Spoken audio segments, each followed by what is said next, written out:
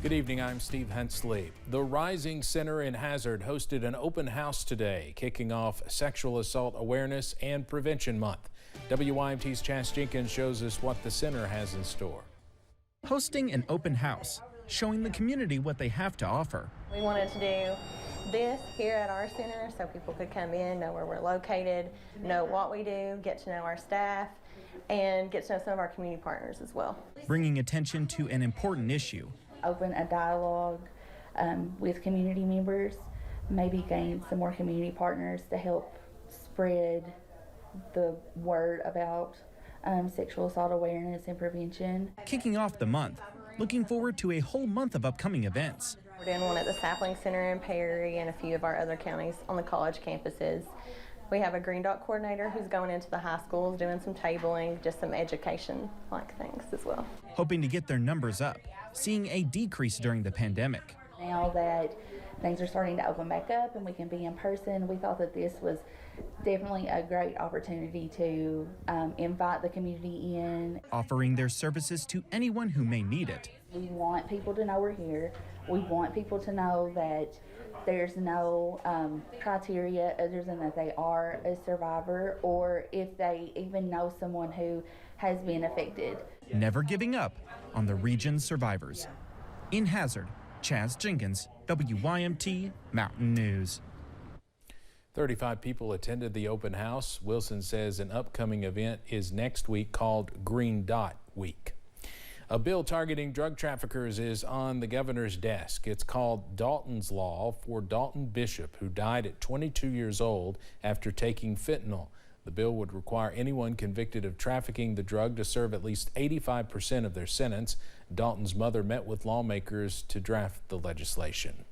Kentucky is one of 21 states suing over mask rules on airplanes. Attorney General Daniel Cameron says the mandate exceeds the authority of the CDC. He's calling on the Biden administration to end it immediately. Some doctors say masks are still a smart precaution on planes, especially with stealth Omicron gaining traction.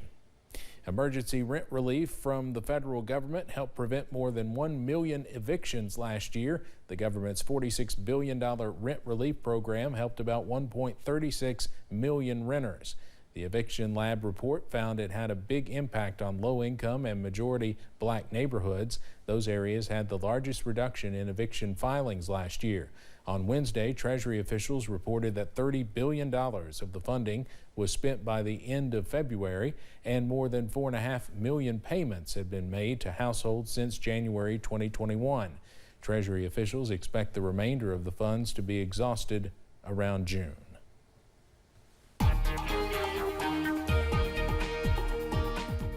Well, it's actually turned into a rather nice looking day around the mountains today, but you can see that map behind me. It's not felt great, and it won't feel great into tonight. It may be the start of the second month of meteorological spring, but no April Fools here. We have freeze warnings in effect tonight. Most of the area under a freeze warning overnight.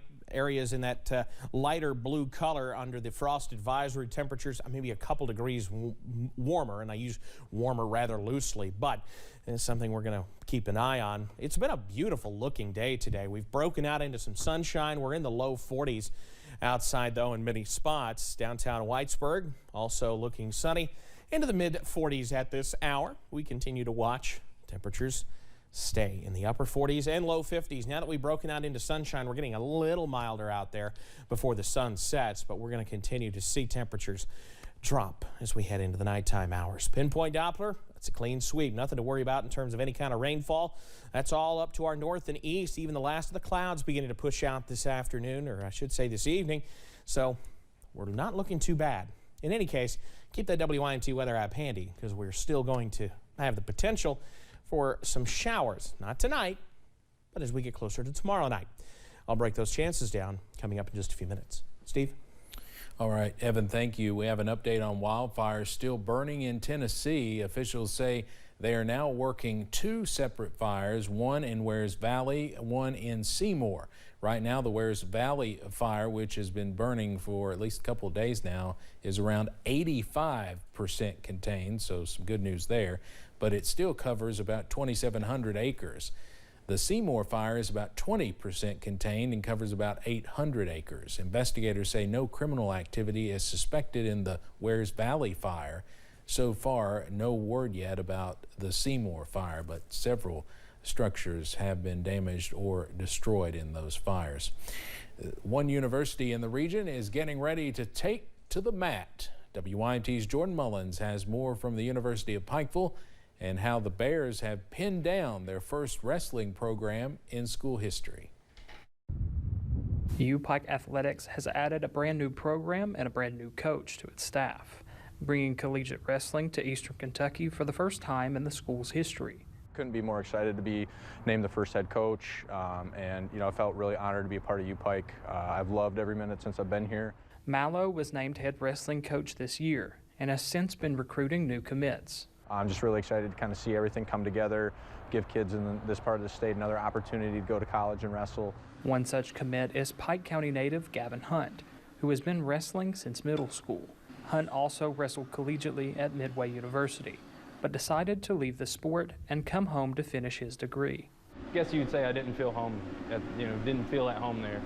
And so I'm glad to finally be somewhere where I can feel connected and have that support system to really lift me up. Now, 2 years later, Hunt is preparing for one final season of wrestling as a U-Pike Bear after 2 years out of the sport. I'm mostly more excited to get back in shape and really just getting stronger and getting back used to wrestling, because being out of it for a few years that's a big hurdle you're going to have to be able to get over. Ready to take down the competition? I'm just ready to go, ready to get on the mat and kind of get things going here. And making U-Pike history along the way. In Pikeville, Jordan Mullins, WYMT Mountain News. Coach Mallow says Hunt and another commit, Chris Stiltner from Grundy, Virginia, are a great start to the school's inaugural program, and he's excited to see where the two end up. Drivers may notice warning message boards on a portion of Interstate 75. They are in preparation for a resurfacing project. Transportation crews are repaving the road at the I-64 northern split starting in May. The resurfacing project will be complete by the end of October. Some employers may soon let you invest in digital currencies like Bitcoin through your 401k. There seems to be growing interest in the idea from financial service firms. Many financial planners are discussing how they could best provide a relatively safe crypto option in employer-sponsored retirement plans. However, last month, an official at the U.S. Department of Labor warned employers to exercise extreme caution before adding a cryptocurrency option to their plans. The Labor Department is in charge of making sure employer retirement plans meet minimum standards of protection for plan participants. The department has not explicitly banned plans from offering crypto or related products, but they did say they will investigate any plans that do. A nationwide recall for a pair of Suave 24-hour antiperspirants. They are the Suave 24-hour Protection Aerosol Antiperspirant Powder and the Suave 24-hour Protection Aerosol Antiperspirant Fresh. The Food and Drug Administration reports that slight levels of benzene were found in some samples. Officials say the carcinogen came from the propellant that causes the product to spray out of the can. The FDA says exposure to benzene could lead to health problems, including blood cancer and leukemia. It is, of course, April Fool's Day, the one day of the year devoted to jokes and pranks. And while this day may seem silly, a clinical psychologist says it can actually be good for your health. Susan Albers, a clinical psychologist with Cleveland Clinic, says when we laugh, our bodies release some important chemicals. Oxytocin, which she says promotes bonding and feeling close to others, dopamine, making us experience pleasure, and endorphins, a natural pain reduction chemical. The important psychological mechanism for coping with the heavy things in the world. It just helps us to lighten up and look at the situation in a much different way. Albers says humor can help us feel connected to others, release tension, allows you to have fun, and can help you manage certain feelings. The countdown is on for Sunday's 64th Grammy Awards. This year's show will be like no other. Producers say it will feel like a pre-pandemic production, and it's taking place in Las Vegas for the first time. CBS's Danya Backus has the latest from Vegas.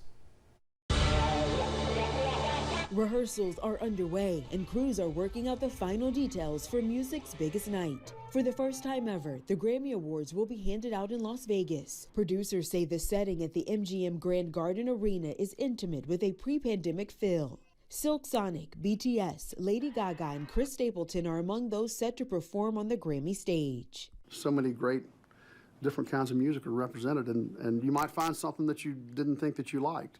The Grammy-nominated duo, the Brothers Osborne, are also performing.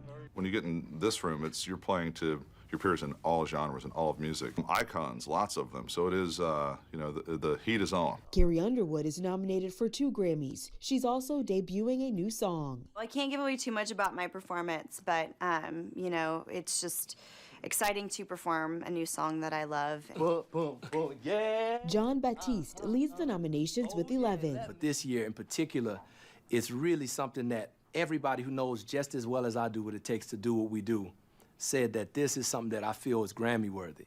This is something that I feel like it should rise to the top and be seen. The Grammys will air and stream live from coast to coast. As viewers of the Oscars witnessed, anything can happen on live television. Grammy producers say they're prepared.